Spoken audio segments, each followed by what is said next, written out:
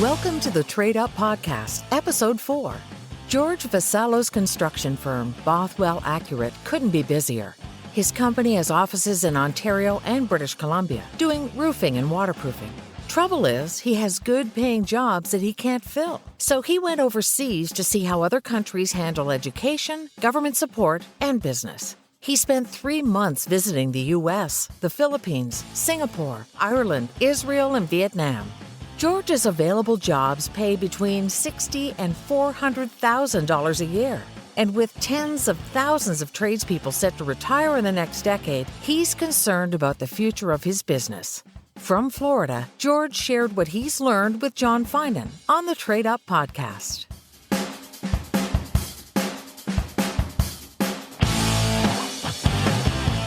You run a pretty big company, Bothwell-Accurate, almost 100 years old, 850 employees, 500 in the field. You must have learned a lot over the last 30, 40, or however long your career was. Can you share a little bit of your knowledge on the construction industry that you play in?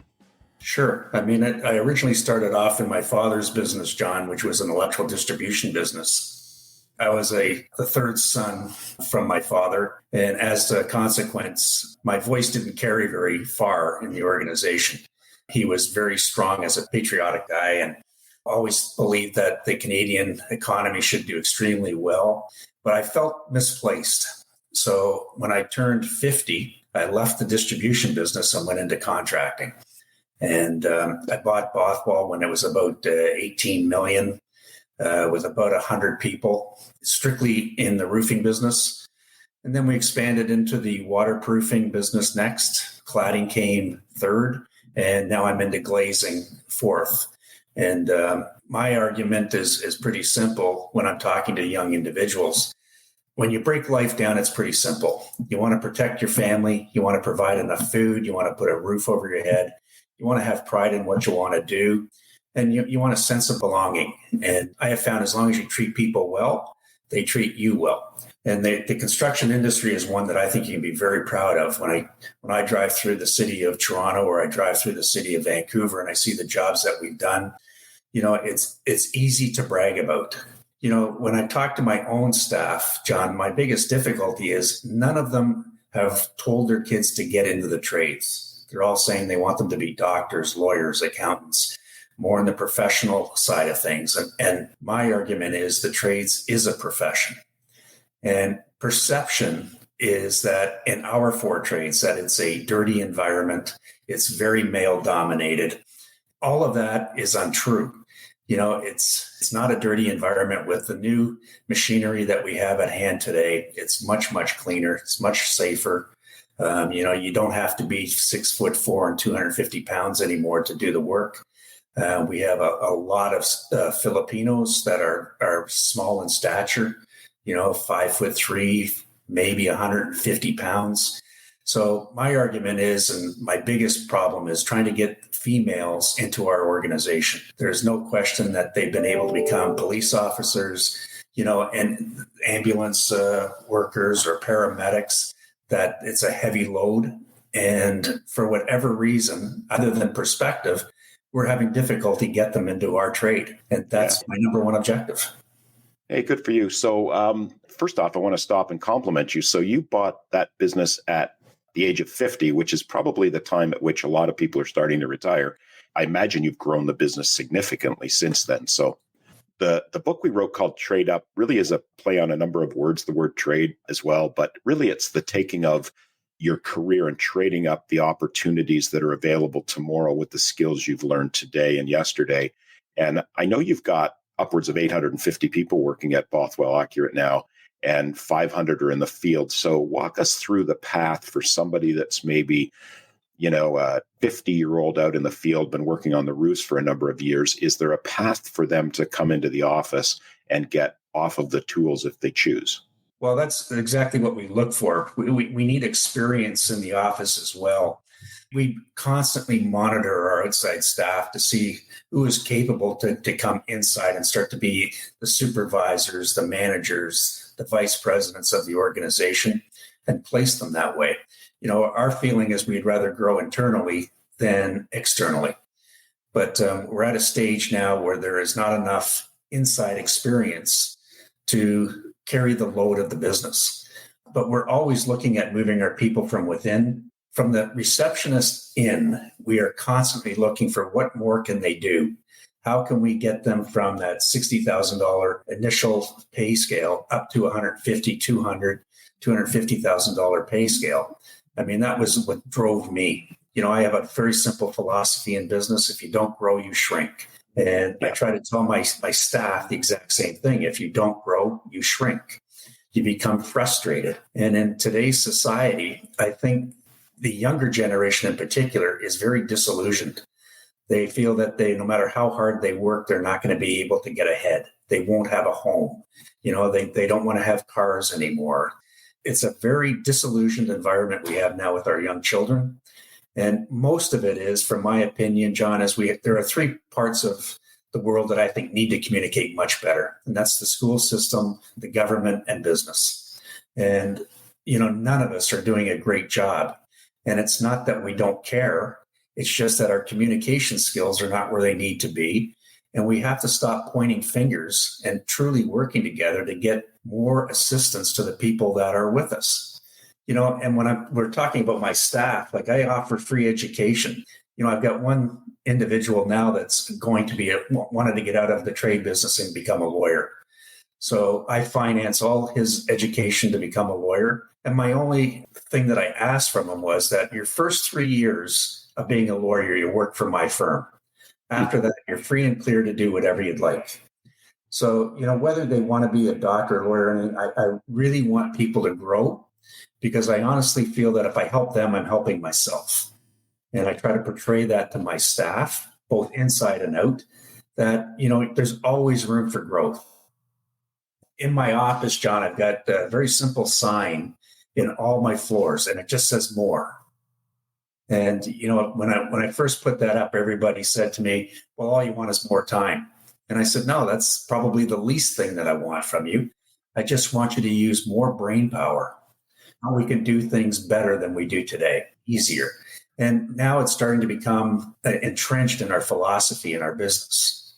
You mentioned the communication with schools, government, and business. And of course, you and I play in the business space. So that's really our niche that we have to do. And one of the things that I thought has been important for young people is that to go home at the end of the day after having done a very difficult job. And there's really a lot of satisfaction in having to go by a job that you worked at. I certainly appreciate what you're saying about driving around. And I think not just you get that satisfaction, but your staff get that satisfaction.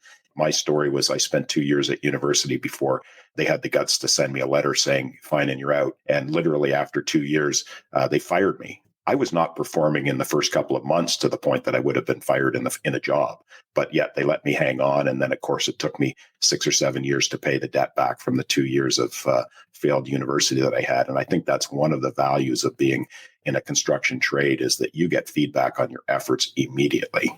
Absolutely true. And one of the things that I talk to all my workers about, John, and I'm sure you can attribute some of your history the same way. When I talk to my staff, everybody got laughed at when they said that you were going into roofing or going into waterproofing, that type of thing, where everybody else was going to universities. They wanted to go to an office tower and wear a suit. And now, my staff comes back to me and they say, I have my own car, I have my own house, I provide for my family. They're still so high in debt that it's unbelievable. And they don't own their own car and they don't own their own home. After the fact, they realize that trades provide very, very well for not only yourself, but your family. And that's what we're all about. Yeah, no, that's a good point. And if I think on my 2 children who are grown now, it might just have been the fact that I took them to job sites after work every couple of nights. I would want to do a cruise around and we would be finishing off whatever small bits of work I didn't think the guys had done and should have had done. So I think that work ethic and seeing that you get the reward, as in the job's done, we're going to get paid, was valuable in a young age. I totally agree with you. One of the things that I've noticed with my staff and others is the school system does truly not teach them anything about money. We've put sessions on in our company trying to educate them, about budgeting. Most of them have never heard anything about budgeting. And, and this is what I'm talking about with the school system, business and government getting along. We're not, and I hate to talk this because it gets political, but, we're not teaching them the 3 R's anymore. And back in my day in grade 12, you knew if you were going to go to the trades or you were going to go to a profession. And, it has nothing to do with brain power. It's just got to do with your own prowess. Some of us are better inclined to do carpentry work than we are to sit at an office and do work with numbers all day. One of the things that we really stress is education. And it's not a matter of trying to say we're better than you. It's just a matter of saying, if you did this, you could improve so much better and provide so much better, so much easier for your family. John, you've heard it from your crew, I'm sure, for, the price of everything today is enormous. The kids today they want to see the world. They want to travel the world. There's no sense of saving it. If I make it, I'm not going to get anywhere anyway, so I might as well just spend my money today and enjoy it. Again, it's the 3 sectors that we're not teaching them properly. Well, I don't know about you. I didn't start to travel till I was 50. So like you, I started to travel a few years ago. So we've got usually about 4 weeks of what I call there's traveling and vacationing. So next week, my wife and I vacation in California, but then in April, we travel to Ireland and Scotland. And that will be a tour. We will see lots of stuff. Had I been there when I was in my early 20s before a family, I would not have even appreciated half the things we're going to see. So I agree with that. The other part is that your knowledge, you don't want to become the smartest guy at 60. You want to become the smartest version of yourself when you're younger so you could apply that knowledge. And the same goes for money. You want to start saving when you're young and getting yourself in the habit. My wife and I bought a rental place when we bought 2 rental places when I was on unemployment because I was laid off in the early 90s. That's my apprenticeship was doing its course. But because we bought those places and had to pay the mortgages, as we had children, as my wife worked 2 jobs, it just forced us to save and save and save and put us in a position where not only we'd accumulated a bunch, but we'd really, and the most important thing is we'd learned the habits of work hard, and like you, I don't know when I'm going to stop working, not because I need to, just because, frankly, I enjoy what I do. And I also see value in creating jobs and growing the company. Yeah, I think you sound very similar to myself, John. I'm at a stage in life where I don't have to help myself anymore. I'm trying to help other people. And, one of the things that I've noticed on my short tenure of trying to publicize the situation is that people are very quick to criticize, but very, very few have an angle that will try to come up with a solution or promote the industry better than we've done in the past. Whether you're looking at politics or business or school, everybody criticizes. Nobody has any answers. And from my point of view, we all need to sit down and strategize. We do it in business all the time. If we have a problem, we all get together and we solve the problem. Well, that's not happening here. There's no reason for it. I want to talk about immigration a little bit if I could. Yeah, absolutely. Everybody thinks I'm anti-immigration, and I'm not. I'm anything but. My complaint with government is, though, when you bring in 1 million people, it's our job to make them better than they have been in the past. That's why they're here. They're looking for a better life. So if we guide people into the industries that we need, such as healthcare, such as construction, such as automotive or IT design, there's so many things we could do, but we have to get better at filtering them in, training them, educating them, and giving them that future, rather than just dumping them on a doorstep and saying, well, best of luck. That's not what this is about. If you're going to bring people in, help them. Yeah. Certainly there's a lot of people that have come into this country, and we talk about the number of students that are hitting our colleges and universities. And this is just my perception based on the 2 people that I have in our company that came from, one from the Philippines and one from Nepal. They did not come here to go to college. They came here to get a job, and they came here to stay. My son-in-law is from Poland. He came here because there was opportunities here that there weren't available where he was. My daughter-in-law is from China. She was here for 10 years before she married my son. When her dad put her on the plane to send her to Canada, he fully expected her not to come back. But you're absolutely right. Getting the immigrant population into the workforce, allowing them to grow, filling the jobs, frankly, that we have. Yeah. One of the things that I think would help tremendously, John, is if you look at the way government operates today, they do trade missions around the world, looking to create business between Canada and other nations.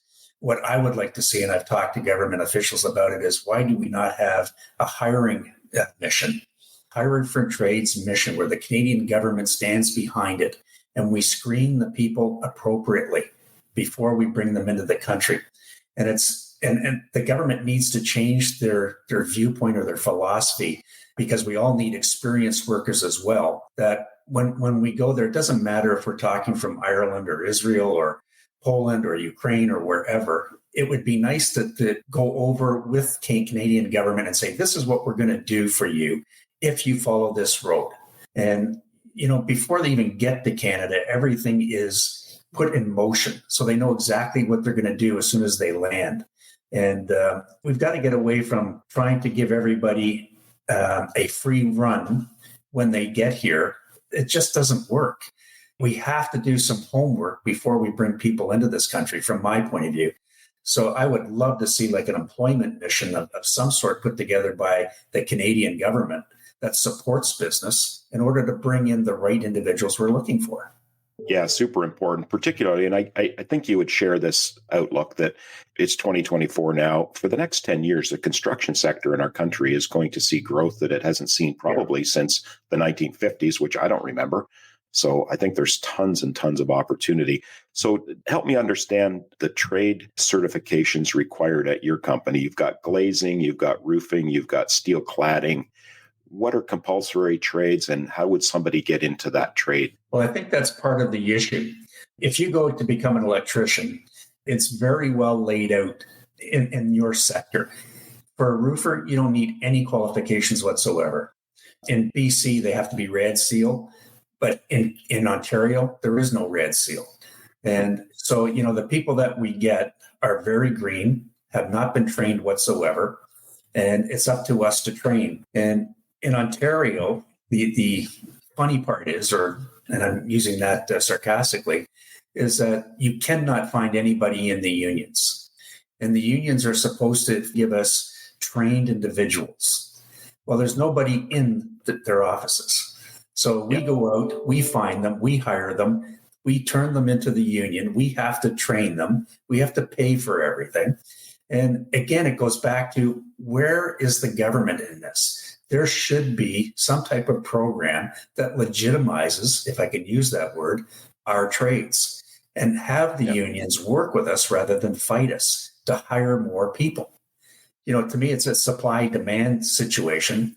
The union doesn't necessarily want to bring in more people because that lowers their demand of their people, because there's more at tune. And I'm going, well, yeah, but would you rather have 100 paying 100, or do you want to have 10 paying 1,000? It's the same thing, but get more people in it. We need people in this country.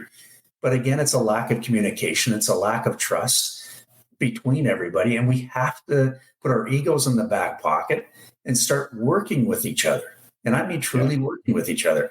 The only time I ever talk to unions, John, and I don't know if you're unionized or not, but it's if there's a problem, then they come calling, and it's very, very confrontational. If you see a problem arising, come and talk to me. I'm an easygoing guy. I'll resolve it if I can. Right. Yeah. If somebody wants to work at my company or your company, it's only because it suits their needs. And if it doesn't suit their needs, they're going to leave anyway. So why wouldn't you want to work with that person to keep them happy? Yeah. So again, the qualifications for my business, it's very difficult. There really isn't any. And that's part of the issue. The government says to me, well, there's lots of people in Canada that can do the job. Well, there's a lot of people in Canada that can do the general labor for me. But I need a certain amount of expertise so that when I put them on the roof, number one, they don't get hurt. Number two, they perform properly. And number three, they do it with respect. And that doesn't happen overnight. We have found that it takes roughly 5 to 7 years for one of our roofers, waterproofers, cladders, or glazier to truly be an asset to the organization. So I look at it, if we're not going to do trade schools anymore, which in my area are definitely declining. There used to be 7 in Toronto, and now there's 3. We have to bring those back. We have to give them an opportunity. We have to educate them that it's a good living. Whether I'm talking to the government schools, unions, nobody gets it. So if I've got it right, what you're looking for is somebody that's eager to start a career. And as long as they're able-bodied and able to get up on a roof and follow directions with somebody on their crew, that's an ideal candidate to start with you. Is that right? Yes. I have no problem, John, starting them that way, but I also need those guys that have 3 to 5 years experience. And they aren't available in Canada. Yeah. And that's my biggest issue. So when you're dealing with Immigration Canada, in order to bring people in, they say you've got to run the ads in Canada to fill it first. Well, we can get a lot of people that apply, but they're not qualified. And, so it makes it very difficult. When I've traveled the world, every country has told me it's very difficult to get into Canada. Unless you are classified truly as a refugee, it's extremely difficult to get into Canada now. There's so much red tape that a lot of people get frustrated and just say no. They're going somewhere else. Yeah, it makes it easier. And just share with us a little bit. So you don't just talk about these other countries, you travel to other countries. So walk us through what you've been doing and how that's worked out for you. Well, the biggest thing that I started it for was not so much to actually hire outside of the country, but it was more of a learning experience. So when I went over, I talked to a lot of contractors, a lot of manufacturers, just trying to figure out how they operated in business. The first thing that struck me, and we've already discussed this a little bit, was there are far more women in their construction industries than there is here. And I'm talking my trades. In an electrical trade that you're in, there's far more women in the trade than there is in roofing or waterproofing. And, when I was watching them work, they were doing exactly the same thing as the men. And there was no help from the men jumping in to help the women. They're very, very capable. And, when I was talking to them, I said, why did you get into the trade? And the first thing that they all said was money. I can make far more money in a trade than I can working at Loblaws or working at, one of the stores in a shopping mall. We have to get better at educating them. So I went over there to figure out what are they doing and why, and how are they doing it better than we are. And one of the things that also popped into my head, John, is over here, we are so concentrated on the price per square foot. How much can we squeeze into a certain area? Our designs in North America are far less complicated than they are in any country that I've been to in Europe. To go to the extreme, if you go to Singapore, their architecture is phenomenal, what they're able to accomplish.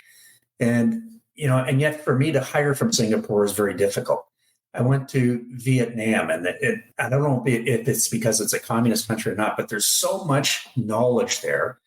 And the people are living, in my opinion, below poverty.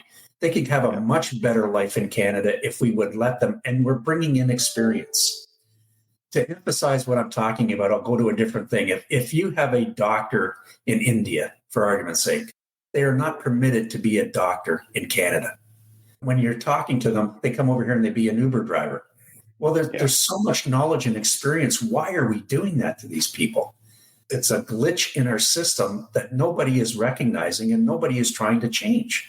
It seems that what we do in this country is wait for something to break and then we look at solutions to fix it because it's too hard to fight with all the different organizations that have vested interest in status quo. Correct. So I'm guessing the medical industry wants doctors to stay somewhat stagnant like they are. Yeah, but from my point of view, John, it took us generations to get to this stage. It's going to take us generations to get out of it. Yeah, and the sooner we realize it and the sooner we start to work with it, the better off we're all going to be. But again, I don't know if you've had any negative feedback from your endeavors and what you're trying to do here, but I have certainly had a ton of them. And, I'm trying to understand why people are criticizing why I'm trying to help an industry rather than hinder it. I'm not trying to be overly critical with the industry. I'm just saying, guys, we have to realize we have a problem and we need to change. Today, everything is about I. It's me. If you go to our social media, looking at Facebook or anything, it's what did I do today? I had cereal or I had steak or when you look at the overall world, that means absolutely nothing. Yeah. Let's work together to get better. Stop trying to be a movie star. That doesn't do good for anybody. How our society has changed and how we perceive information that maybe we don't agree with, but we, instead of taking it for what it is, we just want to, take a dump all over somebody. Yeah. You know what, John? It's things like we've got a housing crunch. Government can't do it without business. Business can't do it without government. We can't do it without the schools. But we all have to sit down and truly strategize on how we're going to fix this. Yeah. And to me, everything is fixable. It's just a matter of you have to have the right minds in the same room, figuring out how are we going to do it, and then put it into practice. It usually starts with effort. Just start working. I just want to ask your opinion on, you take an 18-year-old that we all know that 9 out of 10 of them don't know, as they probably shouldn't, and you and I didn't when we were 18, what they want to do with their lives. Is your suggestion that, hey, go to university to figure it out, or get strap on a tool belt and climb on a roof and start working, and it'll be clear? I think the answer to that, in my opinion, is twofold. One, for one part of the population, going to university to continue to do that thought process is very important and should be done. But there are others that know at 16, I'm not going to go in. I don't want to go to the university. I don't want to be a doctor. I just want to use my hands. I don't know about you, but my entire life, I love playing with cars. I'd always tinker with the cars I had. And I knew I wasn't going to be, an accountant or a lawyer. It just wasn't me. I'm a hands-on guy. That's what I want to do. I think it's a matter of the school system and parenting, which is a big part of it as well, realizing that I'm doing an injustice if I push my kid to be a university grad. If they really don't want that, allow them to go and introduce them to other things that they can prosper in, that they will do very well and enjoy doing. You don't want to go to work every day and say, oh, God, I got to go to work today. And, I want them to enjoy it. And I have guys on the roof that, man, they can barely wait to go to work. And then I've got others that just don't care. And that's why, I try the education thing, John. If you're not happy at what you do, let me help you educate you into something that you're going to enjoy. And God bless you, go do it. Again, I always go back to communication, John. If we talk to the people, I don't know about you, I love talking to my staff because they tell me so much more that I don't know. My eyes are opened up by their own circumstance. And now I get this dwell in my office a little bit and say, how can I help that individual? I think it's reciprocal. I think, George, you get value out of that. But I would say the stage of your career and the business that you've built over the last 20 years that you've owned it, they get lots of value. They see a role model that they can follow. And don't kid yourself, that's probably more value for them than the money you paid them for that particular day at work. So kudos to you for doing that. Well, thank you very much, John. I appreciate it. I want to thank you for joining us, George. And your story is inspiring to see what you've done with a business that was successful before, but you've just catapulted it into something quite extraordinary. Good for you. Well, thank you, John. But as I tell everybody, couldn't do it by myself. It took a lot of good people around me to get me there.